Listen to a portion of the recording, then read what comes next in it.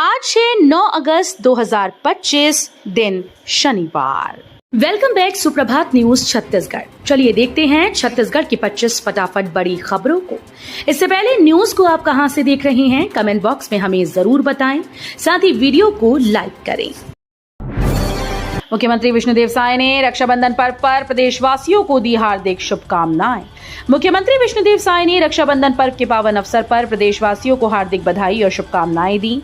उन्होंने सभी नागरिकों की सुख समृद्धि और परस्पर सौहार्द की मंगल कामना करते हुए कहा कि ये पर्व भाई बहन के रिश्ते की आत्मीयता, समर्पण और सुरक्षा के संकल्प का प्रतीक है। 14 अगस्त को प्लेसमेंट कैंप का आयोजन, 340 पदों पर होगी भर्ती। बेमेतरा जिले में रोजगार व स्वरोजगार मार्गदर्शन केंद्र बेमेतरा में 14 अगस्त को प्रातः 11 से अपराह्न 3 बजे तक संयुक्त जिला कार्यालय परिसर कक्ष क्रमांक 65 कलेक्ट्रेट में प्लेसमेंट कैंप का आयोजन होगा, जिसमें विभिन्न पदों पर भर्ती की जाएगी, जिसमें सुरक्षा गार्ड के कुल 340 पद शामिल हैं। इसके लिए योग्यता 10वीं उत्तीर्ण, वेतनमान 11,000 से 14,000 प्रतिमाह और आयु सीमा 20 से 45 वर्ष निर्धारित की गई। छत्तीसगढ़ में सरकारी खदानों का दबदबा, खदानों व पेड़ कटाई में बढ़ रहा इनका हिस्सा। छत्तीसगढ़ में सरकारी खदानों का दबदबा, खदानों व पेड़ कटाई में हिस्सा बढ़ता जा रहा है। पिछले करीब 5 वर्षों में निजीकरण के चलते छत्तीसगढ़ में निजी कंपनीज का खनन क्षेत्र में काफी विस्तार हुआ है। फिर भी राज्य में केंद्र और सरकार की इकाइयों का प्रभाव में कमी नहीं आई। छत्तीसगढ़ में अब गौठान नहीं गौधाम, आदेश जारी, चरवाहों और गौ सेवकों को मिलेगा मानदेय। जाहिर है छत्तीसगढ़ में आए दिन सड़कों पर गायों की मौतें हो रही हैं। हाईकोर्ट ने इसे संज्ञान लेकर चीफ सेक्रेटरी से रिपोर्ट मांगी थी।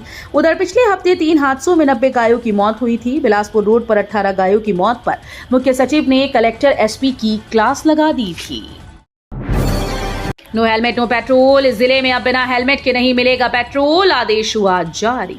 बालोद जिले में बिना हेलमेट बिना पहने पेट्रोल पंपों में पेट्रोल और अन्य ईंधन खरीदी हेतु जाने वाले 2 पहिया वाहन चालकों को अब पेट्रोल नहीं मिलेगा। बालोद जिला और पुलिस प्रशासन के द्वारा तेजी से बढ़ रहे सड़क दुर्घटना की रोकथाम सुनिश्चित करने हेतु सख्त कदम उठाया गया है। भाजपा में मूढ़त को मिल सकती है नई जिम्मेदारी, अभिषेक नवीन समेत 4 नेता महामंत्री पद की रेस में। छत्तीसगढ़ में जल्द ही बीजेपी संगठन का विस्तार हो जाएगा। लंबे समय से रुकी नियुक्तियों का आदेश 10 अगस्त को संभावित माना जा रहा है। जानकारी ये भी है कि नए आदेश में बीजेपी कुछ पदों को कम कर सकती है। अभी प्रदेश संगठन महामंत्री के 4 पद हैं, इसमें 1 पद कम किया जा सकता है। आने वाले दिनों में ये 3 हो जाएंगे। इसके अलावा नए महामंत्री, महिला अध्यक्ष, भाजयुमो अध्यक्ष, मोर्चा अध्यक्ष और प्रकोष्ठ अध्यक्ष के पद पर नई नियुक्तियां होंगी। इस्कॉन में जन्माष्टमी महोत्सव 15 अगस्त को। छत्तीसगढ़ के रायगढ़ जिले में करीब 80 साल से भगवान श्री कृष्ण जन्माष्टमी महोत्सव धूमधाम से मनाया जाता है। 15 अगस्त को ये मनाया जाएगा, जिसे देखने आसपास के राज्यों से लोग आते हैं। समय के साथ कृष्ण जन्माष्टमी महोत्सव में आधुनिकता के साथ कई आयोजन भी जुड़े हैं। इस बार कृष्ण जन्माष्टमी को महा महोत्सव के रूप में इस्कॉन रायगढ़ के द्वारा रेड क्वीन में मनाया जा रहा है। कांकेर के जुनवानी गांव में पास्टर पादरियों की एंट्री पर बैन, ग्रामीणों ने चेतावनी बोर्ड लगाए। छत्तीसगढ़ के कांकेर जिले के ग्राम जुनवानी में ईसाई धर्म के पोस्टर और पादरियों की एंट्री पर बैन लगा दिया गया। गुरुवार को ग्रामीणों ने 5वीं अनुसूची और पेशा कानून का हवाला देकर गांव की सभी सीमाओं पर चेतावनी बोर्ड लगाया। ये मामला भानु प्रतापपुर ब्लॉक का है। चेतावनी बोर्ड में लिखा गया कि पास्टर का धर्मांतरण क्रियाकलाप वर्जित है। नगर पंचायत समोदा में अज्ञात बदमाशों ने खंडित किया अंबेडकर की प्रतिमा, आरोपियों की जल्द गिरफ्तारी की मांग। रायपुर जिले के आरंग थाना क्षेत्र में डॉक्टर बाबा साहब भीमराव अंबेडकर की प्रतिमा को खंडित करने का मामला सामने आया है। अज्ञात बदमाशों ने नगर पंचायत समोदा के वार्ड क्रमांक 11 में कागदेही स्वागत गेट के सामने लगे भीमराव अंबेडकर की प्रतिमा को खंडित कर दिया। बदमाशों ने अंबेडकर की उंगली को तोड़ दिया और चश्मे को भी खंडित किया। छत्तीसगढ़ में नवाचार और शिक्षा की नई शुरुआत, आईआईएम एनआईटी के सहयोग से बनेंगे उत्कृष्टता केंद्र।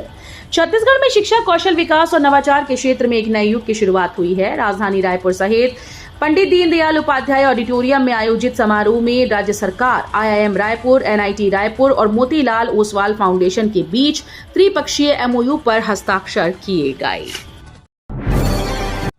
नक्सल प्रभावित क्षेत्रों के विकास को मिला केंद्र से 195 करोड़ का सहयोग, सीएम साय ने जताया आभार। नक्सल प्रभावित और दुर्गम अंचलों में ग्रामीण संपर्क और आधारभूत संरचना को सशक्त करने के लिए केंद्र सरकार ने छत्तीसगढ़ को 195 करोड़ रुपए की सहायता स्वीकृत की। ये राशि वामपंथी उग्रवाद प्रभावित क्षेत्रों के लिए सड़क संपर्क परियोजना के अंतर्गत वर्ष 2025-26 के लिए दी गई। सीबीएसई के बच्चों को खेल प्रतियोगिताओं में भाग लेने से रोकने के मामले में हाईकोर्ट में हुई सुनवाई। हाईकोर्ट ने प्रदेश के सीबीएसई स्कूल के बच्चों को राज्य स्तर की खेल प्रतियोगिताओं में भाग लेने से रोकने के मामले में सुनवाई की। इस दौरान कोर्ट ने शासन से शपथ पत्र पर विस्तृत जवाब मांगा है। मामले की अगली सुनवाई 11 अगस्त से शुरू होने वाले सप्ताह में होगी। मामले में चीफ जस्टिस रमेश सिन्हा और जस्टिस बीडी गुरु की डिवीजन बेंच में सुनवाई हुई। एमबीबीएस और बीडीएस के ऑनलाइन रजिस्ट्रेशन अब 10 अगस्त तक। प्रदेश के मेडिकल और डेंटल कॉलेजेस में एमबीबीएस और बीडीएस कोर्स में प्रवेश के लिए ऑनलाइन रजिस्ट्रेशन की तारीख 10 अगस्त तक बढ़ा दी गई। पहले ये तारीख 4 अगस्त तक थी। नीट क्वालिफाइड लगभग 6200 के करीब स्टूडेंट 4 अगस्त तक रजिस्ट्रेशन करा चुके हैं। उप मुख्यमंत्री विजय शर्मा बोले, दोहरे शराब तस्करों की संपत्ति जब्त होगी। छत्तीसगढ़ के उप मुख्यमंत्री विजय शर्मा ने स्पष्ट निर्देश दिए कि यदि कोई व्यक्ति 2 बार से अधिक शराब या अन्य नशे की तस्करी में संलिप्त पाया जाता है तो उसकी संपत्ति जब्त करने की कार्रवाई की जाए। नशा उन्मूलन के लिए पुलिस, जनप्रतिनिधियों और मेडिकल कारोबारियों के साथ समन्वय बैठकें आयोजित करने के निर्देश भी दिए गए। बीए बीएड सहित इन कोर्स में दाखिले के लिए इस बार नहीं होगी परीक्षा।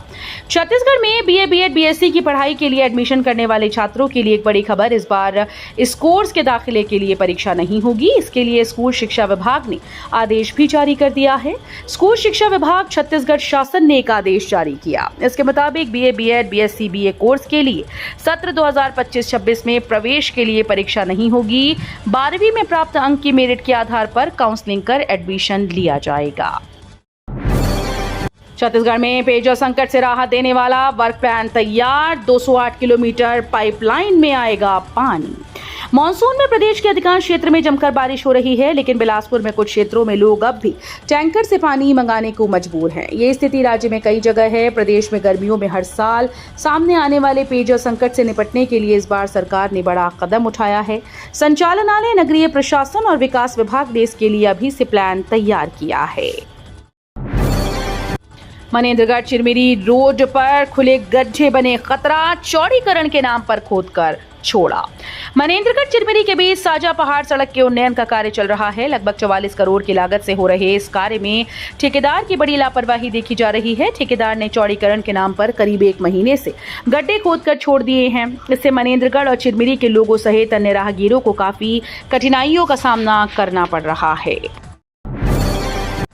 पीएम फसल बीमा योजना, किसानों की फसलों के लिए सुरक्षा कवच। किसानों की सुविधा को देखते हुए प्रधानमंत्री फसल बीमा योजना बीमा कराने की तिथि बढ़ा दी गई। अऋणी किसान अब 14 अगस्त और ऋणी किसान 31 अगस्त तक 2025 तक बीमा करा सकेंगे। राजनांदगांव जिले के उप संचालक कृषि टीकम सिंह ठाकुर ने किसानों से अपनी फसलों का बीमा कराने के लिए निकटतम लोक सेवा केंद्र, बैंक या समिति में संपर्क कर शीघ्र बीमा कराने की अपील की। मोदी सरकार ने एलपीजी सब्सिडी की रेट बढ़ाई। उज्ज्वला योजना के उपभोक्ताओं को राहत।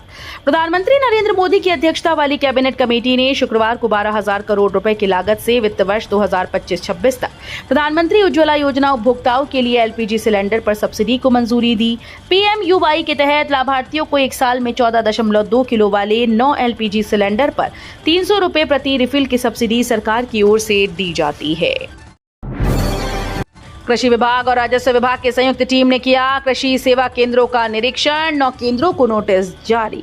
बलौदाबाजार भाटापारा जिले के कलेक्टर दीपक सोनी के निर्देशानुसार कृषि विभाग और राजस्व विभाग के संयुक्त दल द्वारा लगातार कृषि सेवा केंद्रों की छानबीन की जा रही है। निरीक्षण के दौरान अनियमितता पाए जाने पर 9 केंद्रों को कारण बताओ नोटिस जारी किया गया। पलारी एसडीएम दीपक निकुंज और उर्वरक निरीक्षक सुचिन कुमार वर्मा ने भगत कृषि सेवा केंद्र संडी का निरीक्षण किया। वोट चोरी पर भूपेश बघेल का बड़ा आरोप। छत्तीसगढ़ में भी हुआ फर्जी मतदान। छत्तीसगढ़ के पूर्व मुख्यमंत्री भूपेश बघेल ने राज्य में वोट चोरी के गंभीर आरोप लगाए हैं। उन्होंने दावा किया कि हालिया चुनाव में शहरी क्षेत्रों में सबसे अधिक फर्जी मतदान हुआ और इसे भाजपा का पुराना खेल बताया। बघेल ने कहा कि राहुल गांधी ने जो 5 बिंदुओं में बातें रखी वो बिल्कुल सही हैं। अंबिकापुर में पहली बार खुला हेलमेट बैंक, महिलाओं की अनोखी पहल से बचेंगी जानें। सड़क दुर्घटनाओं से लोगों को बचाने के लिए अंबिकापुर की समाजसेवी महिलाओं के समूह ने एक अनोखी पहल की। सेवा किटी नाम का ये समूह अब हेलमेट बैंक चालू करने जा रहा है। अंबिकापुर के यातायात थाने में ये हेलमेट बैंक खोले जाएंगे। सड़क सुरक्षा पर पुलिस के साथ मिलकर कई एनजीओ काम करते थे, तरह तरह के जागरूकता कार्यक्रम चलाए जाते थे, लेकिन पहली बार महिलाओं के एक समूह ने बड़ी पहल की। ये लोगों को जागरूकता संबंधी उपदेश के साथ हेलमेट की मदद भी करनी जा रही हैं। अंबिकापुर में पकड़ा गया 155 किलो नकली पनीर। त्योहार में खपाने के लिए रायपुर दुर्ग से पहुंचा पनीर।